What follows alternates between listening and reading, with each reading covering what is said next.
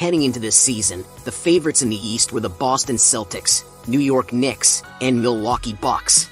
However, after this season, it seems like the Eastern Conference will be in chaos and wide open.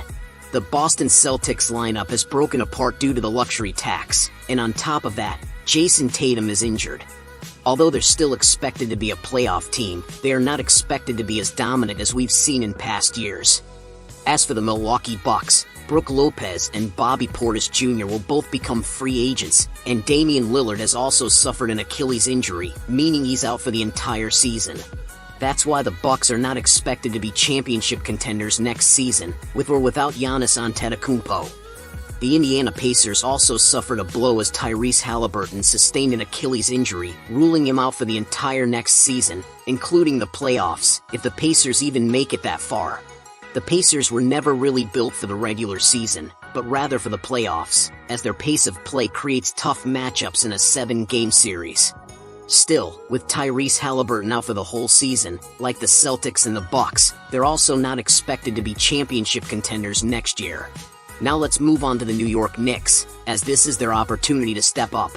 However, with their style of play centered on isolation ball, they will struggle against elite defensive teams like the OKC Thunder. But if their new head coach can change that approach, they do have a chance to become a championship contender.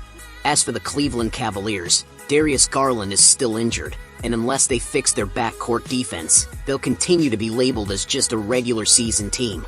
One team expected to improve is the Orlando Magic, who now have Desmond Bane.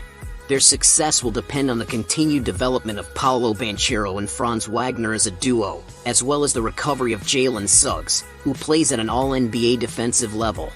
If there's one team that could truly surprise and make noise next season, it's the Detroit Pistons. They already showed flashes this season, though their inexperience was exposed in the playoffs against the New York Knicks. Cade Cunningham is also expected to continue improving as both a player and a leader. Philadelphia 76ers, on the other hand, will be very strong if they can stay healthy. That's the big question, since Paul George and Joel Embiid are both still recovering from injuries.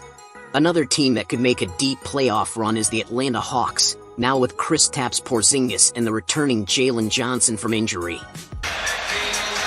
That was a crossover to stop and pop. Good contesting by Daniels, but to no avail. Did you enjoy this video? Please click the subscribe button and don't forget to hit the notification bell for more updates.